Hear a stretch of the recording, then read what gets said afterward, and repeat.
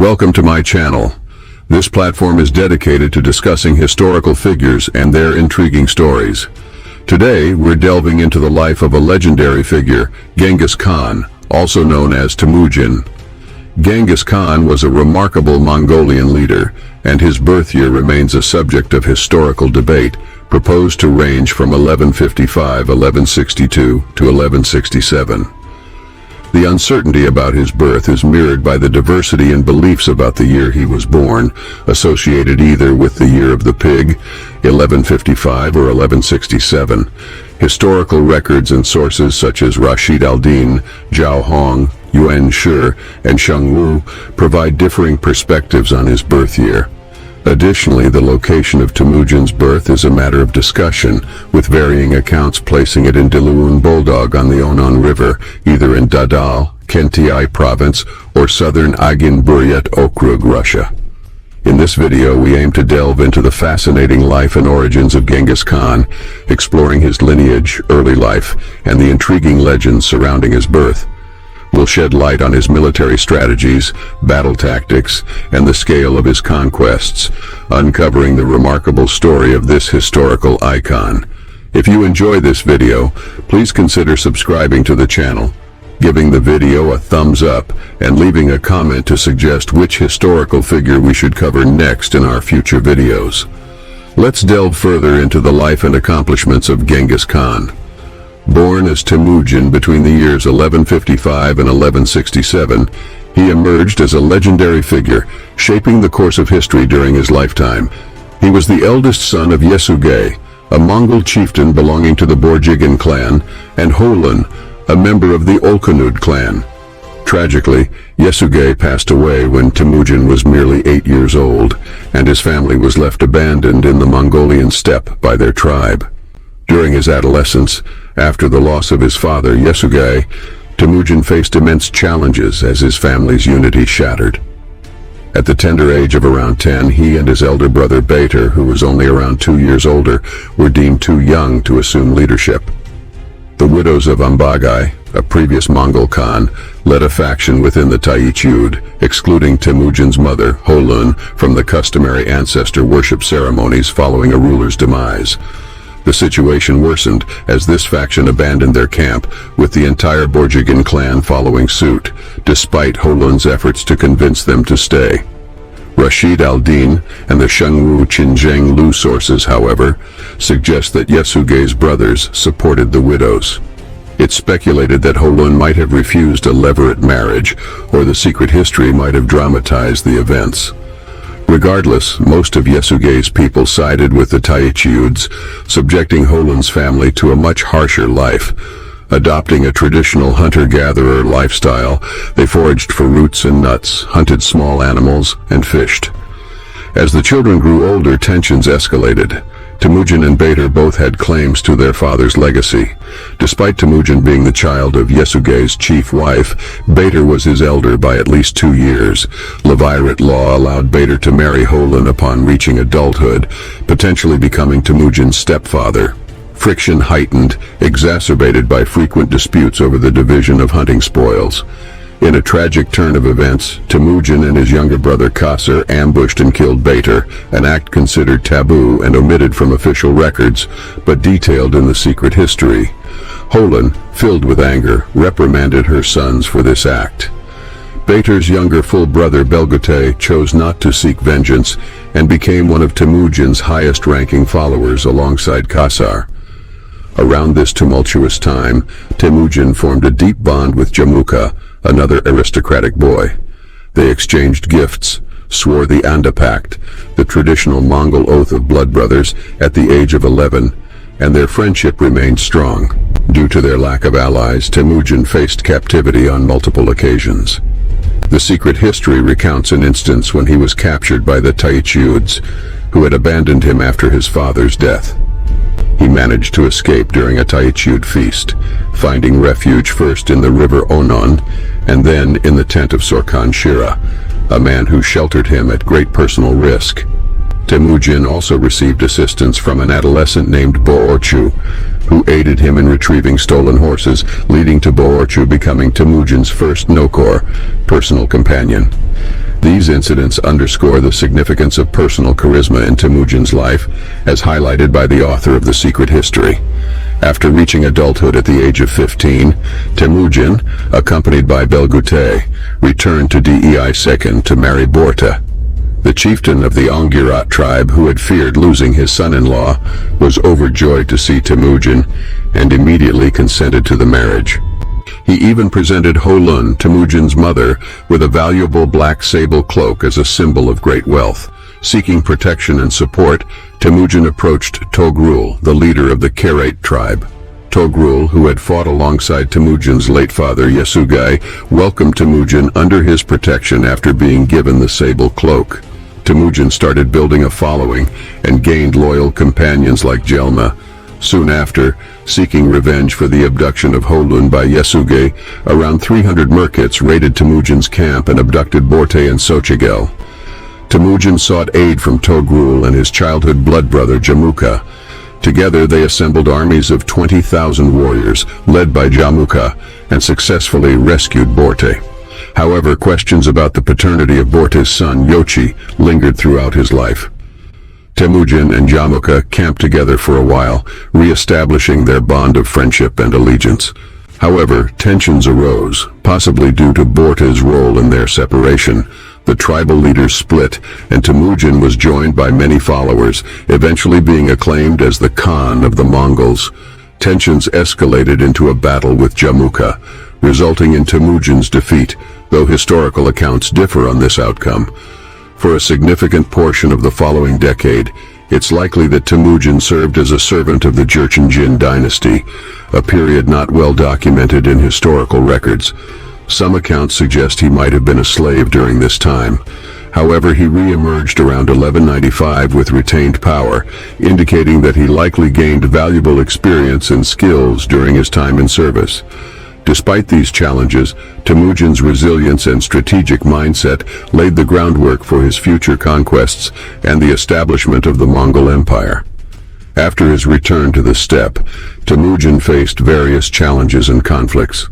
He joined a campaign with the Jin against the Tatars in 1196 and was awarded a special title as a reward. Around the same time, he helped Togrul reclaim the lordship of the Kerate from a family member backed by the Nayman tribe. This significantly changed Temujin's position. He was now an equal ally to Togrul rather than a junior vassal.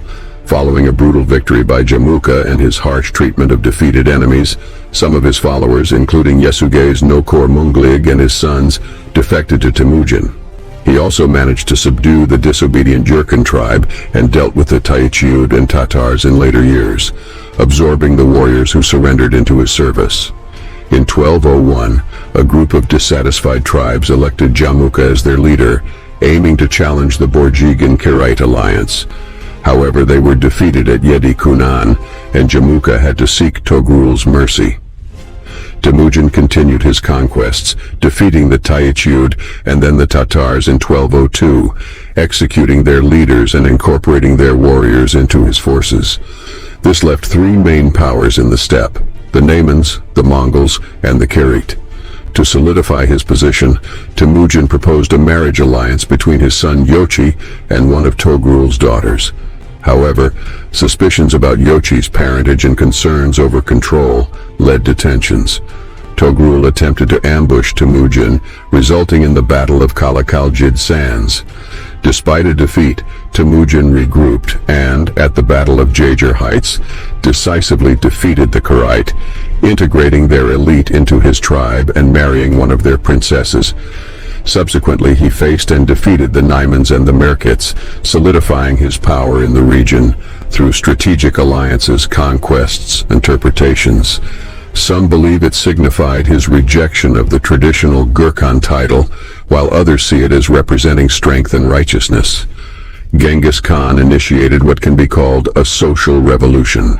Recognizing the limitations of traditional tribal systems for a larger nation, he introduced administrative reforms to replace tribal loyalties with loyalty to the Khan and the Ruli and shrewd decisions. Genghis Khan managed to unify the Mongol tribes, expand his influence, and emerge as a formidable force in the steppe. Now the sole ruler of the steppe, Genghis Khan gathered his people in 1206 and officially took the title Genghis Khan, the meaning of which has various Ing family. With meticulous planning, Genghis Khan restructured Mongol society into a decimal military system.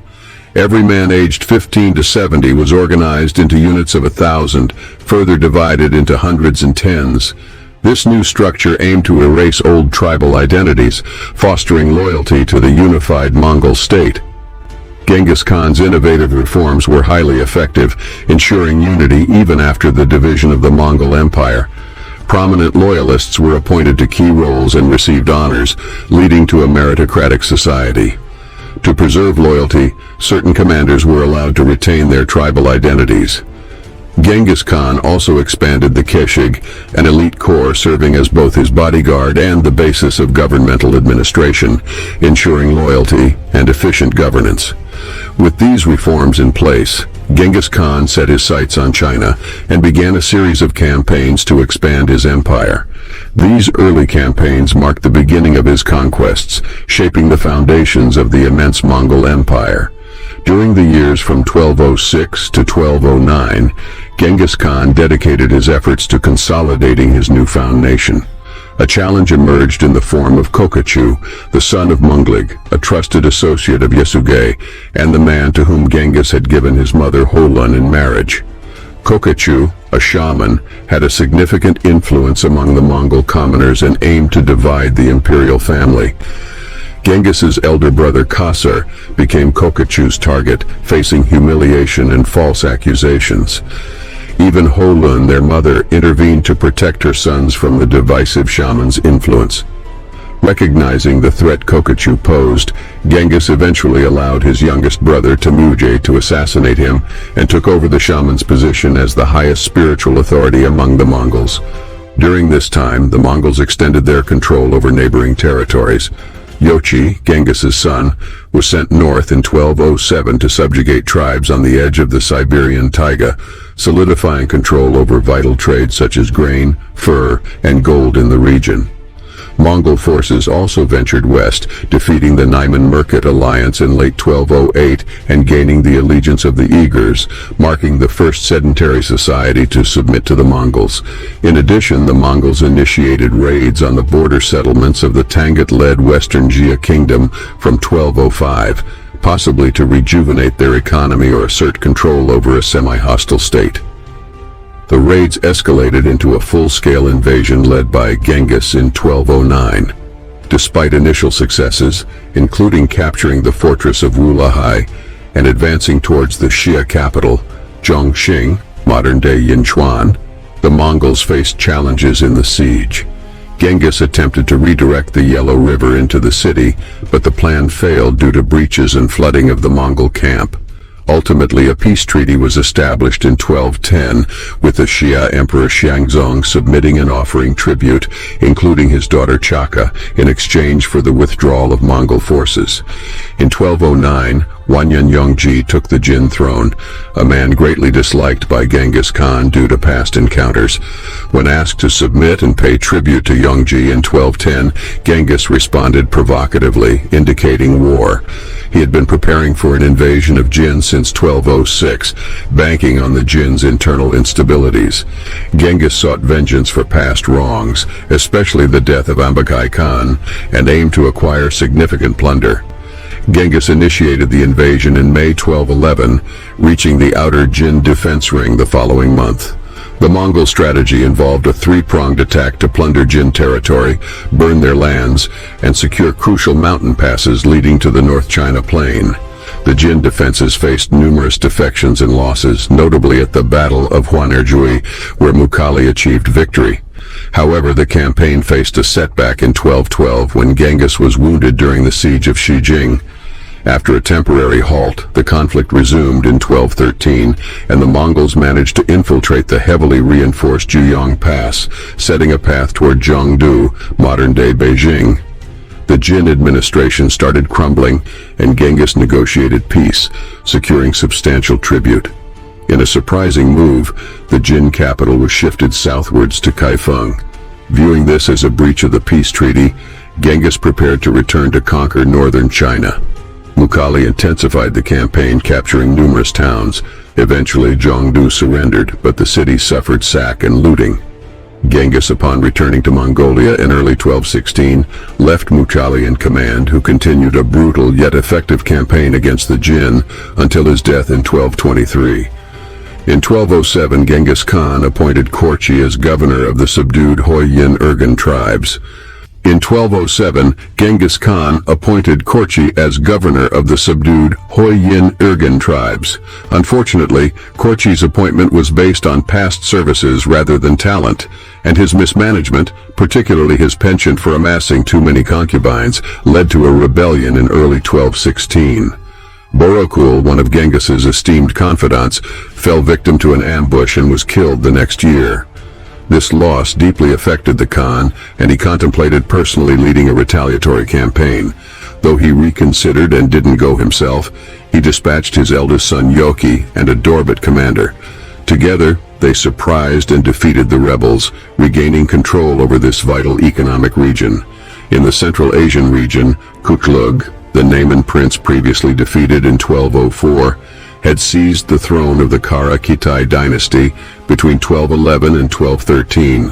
Kutlug's oppressive rule, attempting to forcibly convert the native Islamic populace to Buddhism, stirred discontent. Genghis perceived Kutlug as a potential threat to his empire and dispatched Yebe with an army of 20,000 cavalry to Kashgar. Yebe effectively undermined Kutlug's rule by highlighting Mongol policies of religious tolerance and gaining the loyalty of the local elite. Kutlug was forced to flee southwards to the Pamir Mountains, where he was captured by local hunters.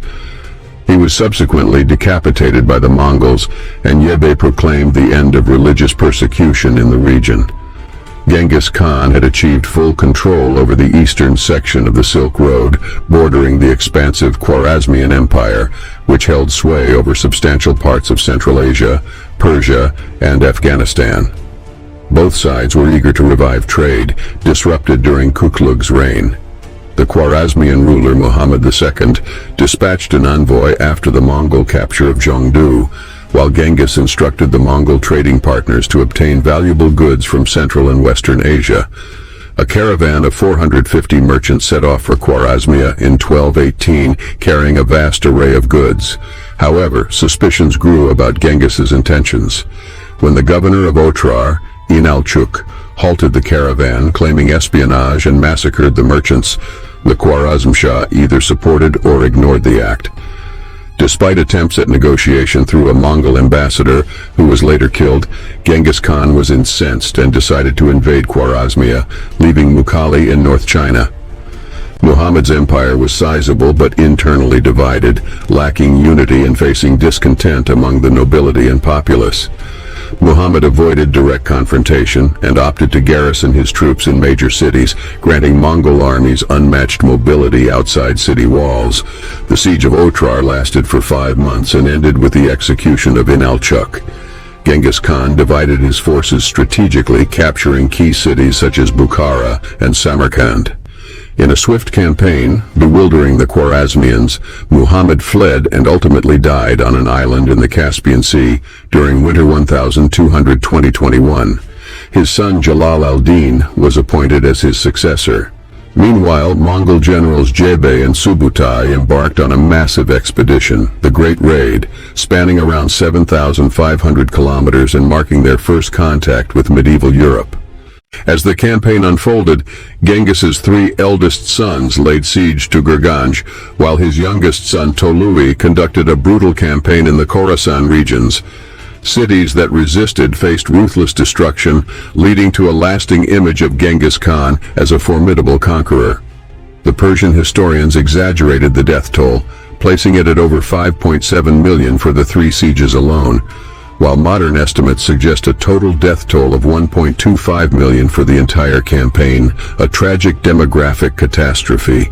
Genghis Khan abruptly halted his Central Asian campaigns in 1221, initially planning a return via India.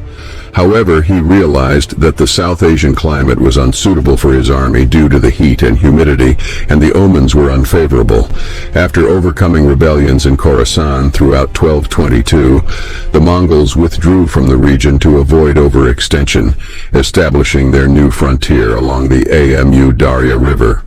During his return journey, Genghis organized a new administrative division for governing the conquered territories. He appointed Darughachi, commissioners, and Baskak, local officials, to facilitate the region's return to normalcy. Genghis also met with the Taoist patriarch Changchun in the Hindu Kush, granting his followers privileges such as tax exemptions and authority over all monks throughout the empire. The campaign's halt is commonly attributed to the Western Shia's failure to provide auxiliaries for the 1219 invasion and their disobedience during Mukhali's campaign against the remaining Jin in Shanxi province. Genghis initially tried to resolve the situation diplomatically, but when the Shia elite couldn't agree on sending hostages to the Mongols, he grew impatient. Returning to Mongolia in early 1225, he spent the year preparing for a campaign that commenced in the first months of 1226 with the capture of Karakoto on the Shia's western border.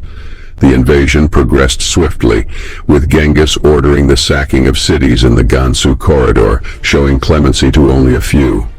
Crossing the Yellow River in autumn, the Mongols besieged Lingwu, just 30 kilometers south of the Shia capital Zhongxing, in November. On the 4th of December, Genghis decisively defeated a Xia relief army. Leaving the siege of the defenseless capital to his generals, he moved southwards with Subutai to plunder and secure Jin territories. Genghis Khan, who had suffered a fall from his horse while hunting in the winter, experienced declining health in the following months.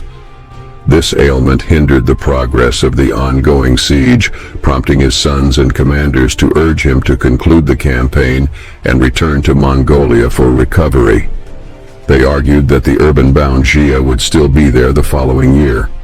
Despite insults from Xia's leading commander, Genghis insisted on continuing the siege. He passed away in August 1227, but his death was kept a closely guarded secret. Unaware of his demise, Zhongxing fell the following month, met with extreme brutality as the population was massacred. The once thriving Shia civilization faced near extinction in what was described as a very successful ethnocide. The exact circumstances of Genghis Khan's death have been a subject of speculation. Rashid al-Din in the Yuan Shur noted that he suffered from an illness, potentially malaria, typhus, or bubonic plague. Marco Polo claimed he was shot by an arrow during a siege, while Carpini reported that Genghis was struck by lightning. Various legends and stories emerged, with one notable tale suggesting that Göbelchen, once the wife of the Xia emperor, castrated Genghis with a concealed dagger during an intimate encounter. Following his death, Genghis Khan's remains were transported back to Mongolia and interred on or near the sacred Burkhan Khaldun Peak in the Khenti Mountains, a site he had personally selected years earlier. Details of the funeral procession and burial were not publicly disclosed, and the mountain was declared a prohibited zone, accessible only to its Uriankai guard. When Ogedei ascended to the throne in 1229, the grave received 3 days of offerings and the sacrifice of 30 maidens to honor the revered leader. The location of the burial site has remained a matter of historical intrigue and reverence. The Mongol tribes of the steppe did not adhere to a fixed succession system. However, a form of ultimogeniture, where the youngest son succeeded, was often favored. The rationale was that the youngest son, unlike his older brothers, had not had sufficient time to establish a following and needed the support of his father's inheritance. This inheritance, though, pertained to property and not titles. Through the Mongol appanage system, Genghis Khan allocated lands and populations as property to each member of his close family, defining their territorial domains. The decision regarding his successor was made at the suggestion of his wife Yisui, as per the secret history, while preparing for the Khwarezmian campaigns in 1219. Rashid al-Din, however, suggests that the decision was made before Genghis Khan's final campaign against the Shia. 5 possible candidates emerged: Genghis's 4 sons and his youngest brother Temüj, though Temujin's claim was weaker and was not seriously considered. Yochi, despite potential illegitimacy concerns, was initially a candidate, but tensions grew between him and Genghis, leading to his elimination from the succession race. Yochi's premature death further narrowed down the primary candidates to Ogadai and Tolui. Chaghatai's attitude and conflicts with Yochi led Genghis to view him as uncompromising and narrow-minded. Tolui emerged as a strong candidate due to his military prowess, having broken the Khwarezmian Empire during his campaign in Khorasan. Ogadai, despite lacking military prowess, possessed other qualities like generosity, sociability, and the ability to preserve Mongol traditions.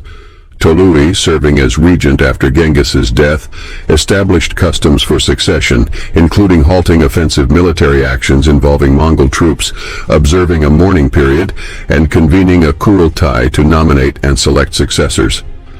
In 1229, Ogadai was crowned as Khan, with Tolui present at the Kurultai, solidifying the succession. Genghis Khan deliberately avoided allowing any artistic or visual depictions of himself, resulting in interpretations from historians rather than first-hand representations in paintings, sculptures, or engravings. These interpretations, created long after his time, are based on historical writings. Among the earliest descriptions of Genghis Khan's appearance are from the Persian chronicler Juzjani, who relied on eyewitnesses from Khorasan, and the contemporary Song diplomat Zhao Hong. They described him as tall, strong, and possessing a powerful stature. Juzjani also noted the Khan's distinctive cat's eyes, a characteristic echoed by Dei Sechin, Genghis's father-in-law, who mentioned this observation when meeting him as a 9-year-old. Further written descriptions come from the Jami al-Tawarikh, stating that Genghis Khan and his Borjigin ancestors had blue-green eyes and either red hair or a ruddy complexion, a description that has generated controversy regarding its accuracy. In medieval Europe, Genghis Khan had a generally positive reputation among some authors who had limited knowledge of his Asian empire. Italian explorer Marco Polo praised Genghis Khan as a man of great worth, ability, and valor. Philosopher and inventor Roger Bacon commended the scientific and philosophical vigor of the Mongol Empire under Genghis Khan, and Geoffrey Chaucer lauded the great renown of Genghis Khan, a figure inspired by Genghis Khan. During the communist era in Mongolia, Genghis Khan was often portrayed by the government as a reactionary figure, and positive portrayals of him were discouraged. The erection of a monument at his birthplace and a conference commemorating his 800th birthday in 1962 faced criticism from the Soviet Union, resulting in the dismissal of a ruling Mongolian People's Revolutionary Party Central Committee member. However, in the early 1990s, there was a significant resurgence of interest in Genghis Khan's legacy. This revival was, in part, a reaction to the suppression of his memory during the Mongolian People's Republic period. For many younger Mongolians, Genghis Khan became a symbol of national identity. They argued that historical records written by non-Mongolians unfairly portrayed Genghis Khan, exaggerating his brutality while downplaying his positive contributions. In present-day Mongolia, Genghis Khan's name and image are ubiquitous, appearing on a wide range of products, streets, buildings, and other locations. His face is featured on everyday commodities and on various denominations of Mongolian Togrog currency. Additionally, the main international airport in Ulaanbaatar is named Genghis Khan International Airport, and a 40-meter-high equestrian statue of Genghis Khan stands east of the Mongolian capital. There have been discussions about regulating the use of his name and image to prevent trivialization. Moreover, Genghis Khan's birthday, celebrated on the first day of winter according to the Mongolian lunar calendar, is observed as a national holiday. Thank you for watching your video. We hope you enjoyed this video. If you liked the video, please like it and subscribe to the channel. See you in the next video. Take care. Goodbye.